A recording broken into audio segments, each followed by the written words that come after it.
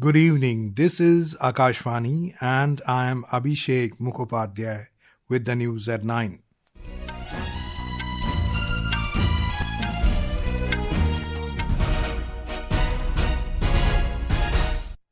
The headlines. Union Home Minister Amit Shah inaugurates and lays foundation stone for several development projects worth over 1,700 crore rupees in Assam, says India-EU trade deal will boost Assam's tea export to Europe.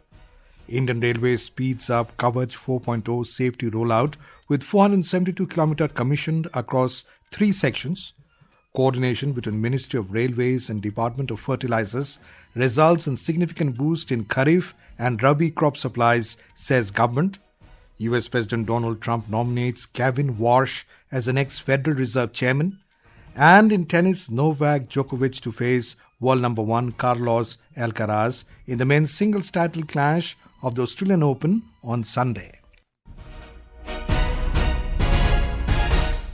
Home Minister Amit Shah today launched projects worth 1,715 crore rupees, including the second Legislative Assembly complex in Dibrugarh, Assam. Addressing a public meeting at Dibrugarh, Mr. Shah said, the India-European Union Free Trade Agreement will boost Assam tea exports to European countries.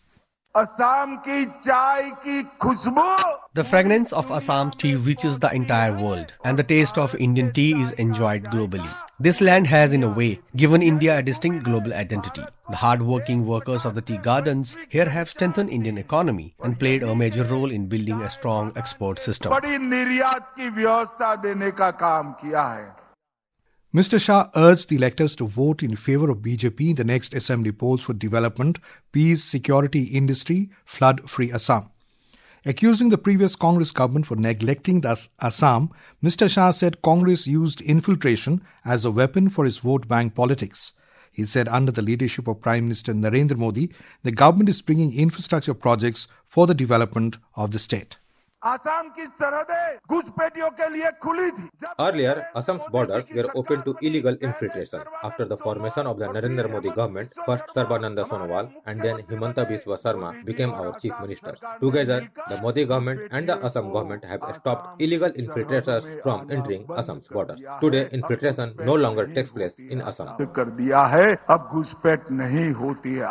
Mr. Shah is in Assam on a 2-day visit. He attended the Takom Mising Porin Kebang Youth Festival as a chief guest at Dhemaji district this afternoon.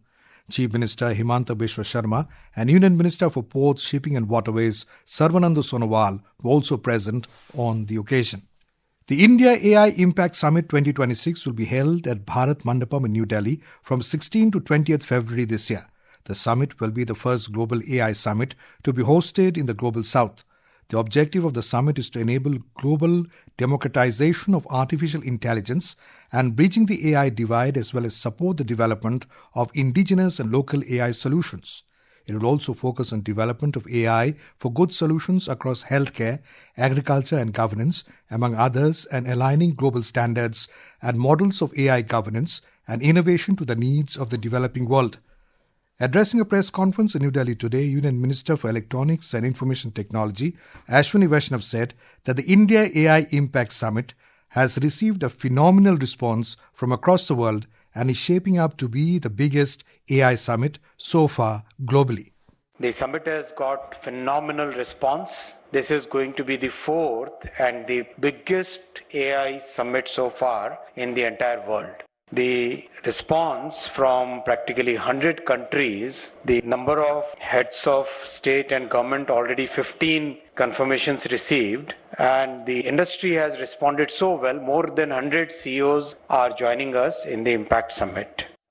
Indian Railways today commissioned nearly 472 route kilometers of Kavach version 4.0 across 3 sections of its network, marking another significant milestone in strengthening rail safety. The 3 newly commissioned sections include the 344 kilometers Vadodara-Virar section on Western Railway, 35 kilometers Tughlakabad Junction Cabin to Palwal section on Northern Railway, and 93.3 kilometers Manpur to Samantar section on East Central Railway. This commissioning marks the highest ever route kilometer of Kavach commissioned on a single day, as well as in a month with more than 472 route kilometers. After this inclusion, Kavach version 4.0 has been commissioned over a total of over 1,300 route kilometers across 5 routes of Indian Railways. The government today informed that coordination between the Ministry of Railways and Department of Fertilizers has resulted in significant boost in Kharif and Rabi crop supplies. The Minister of Chemicals and Fertilizers said that faster and smoother movement of fertilizer rakes enabled timely supplies to states. This ensured that farmers did not face any shortages during the critical stages of cultivation. The ministry added that during this period, average rake loading increased to 72 rakes per day in July 2025, 78 rakes per day in August 2025, reaching 80 rakes per day in September 2025. It added that the fertilizer movement during April-December 2025 reached an all-time high, with net supplies crossing 530.16 lakh metric tons, surpassing the 500 lakh metric ton mark for the first time during this period. Prime Minister's flagship platform for proactive governance and timely implementation, Pragati, has marked a significant milestone with the successful conduct of its 50th meeting. Since its launch by Prime Minister Narendra Modi in 2015, Pragati has transformed governance by enabling real-time monitoring and resolution of key infrastructure projects and public grievances through direct Prime Ministerial review. Today in this special series, we take a look at the projects related to the Ministry of Civil Aviation.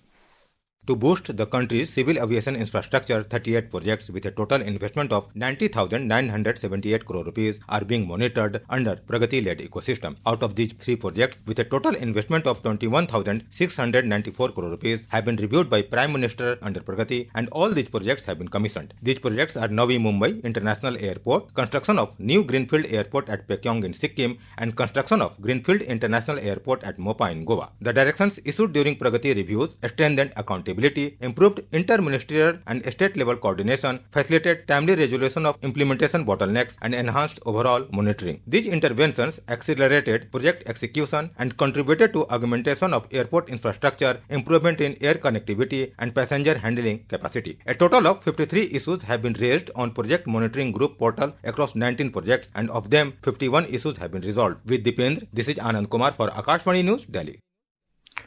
This is Akashvani giving you the news. For quick news updates around the clock, follow us on our X handle at AIR News Alerts.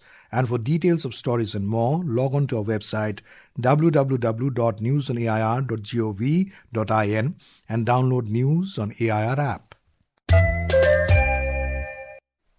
External Affairs Minister Dr. S. Jaishankar met with his counterparts from Palestine, Libya and Comoros, and also the Secretary General of League of Arab States, Ahmad Abul Gheet, in New Delhi today.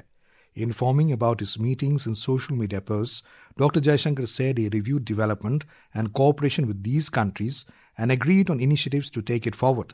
He exchanged views on the Gaza peace plan and regional developments with his Palestinian counterpart. With Mr. Gheet, Dr. Jaishankar had wide-ranging conversation about cooperation and strengthening across various domains.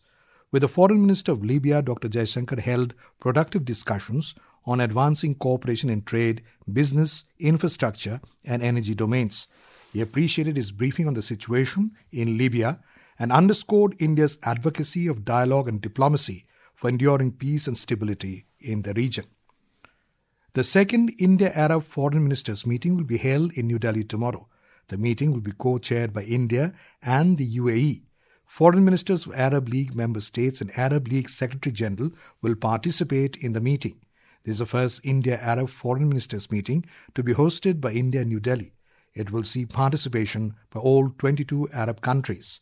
Our correspondent reports that the second India-Arab Foreign Ministers meeting is expected to build on existing cooperation, expanding and deepening this partnership. We have a report. India has traditionally enjoyed close and friendly relations with the Arab world. These relations date back to ancient times. Traders, scholars and diplomats would often traverse the Arabian Sea and the land routes linking India to West Asia and the Arab Peninsula, transferring knowledge and merchandise. Today, the nations of Arab League are part of India's extended neighborhood. The League of Arab States was formed in Cairo on 22nd March 1945. Currently, the League has 22 member states, including countries from North Africa and West Asia. It has a number of observer states, including Armenia, Brazil, Greece, India and Venezuela. The aim of the league is to strengthen and coordinate the political, cultural, economic and social programs of its members and to mediate disputes among them or between them and third parties. Suparna Saikya, Akashvani News, Delhi. Commerce and Industry Minister Piyush Goyal today highlighted that India-EU Free Trade Pact covers 1/3 of the world population and impacts 25% of the global GDP. Addressing the World Forum of Accountants in Greater Noida, the ministers highlighted the vast potential of the European market. Benchmark domestic equity indices, the Sensex and the Nifty ended around 0.4% lower today, snapping a 3-day gaining streak. Markets opened with a sharp gap down and traded on a bearish note throughout the session. However, in the last hour of the trade, the indices recovered some of the losses but still closed in the red. We have a report. The Sensex fell by 297 points to close at 82,270, while Nifty slid 98 points to settle at 25,321. In the forex market today, the rupee depreciated by 4 paise to close at 91 rupees and 99 paise against the US dollar. Lalema Aneja Dang for Akashvani News.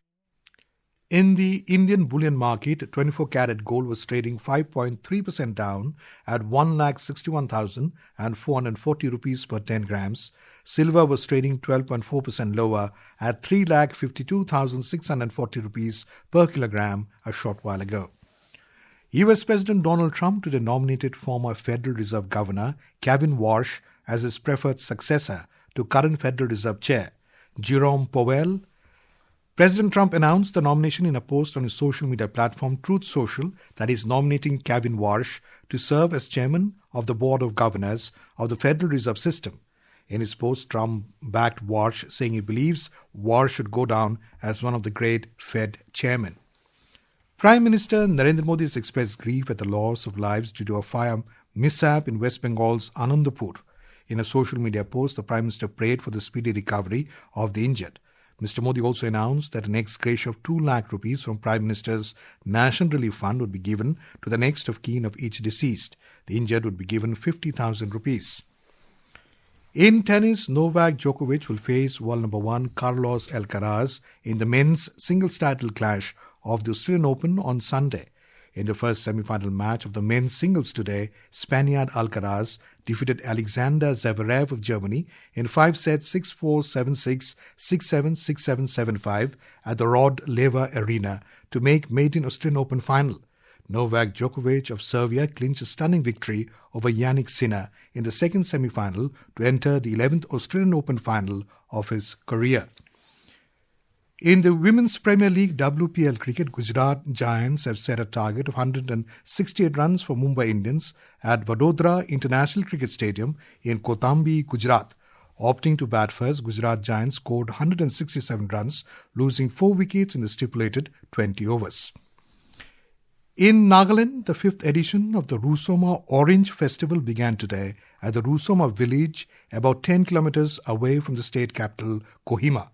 Held under the theme Abundance of Rusoma, the 2 festival aims to promote village welfare, boost rural entrepreneurship and recognize the hard work of orange growers while promoting the unique taste of Rusoma oranges. And now, before we end the bulletin, the headlines once again. Union Home Minister Amit Shah inaugurates and lays foundation stone for several development projects worth over 1,700 crore rupees in Assam. Says India-EU trade deal will boost Assam's tea export to Europe.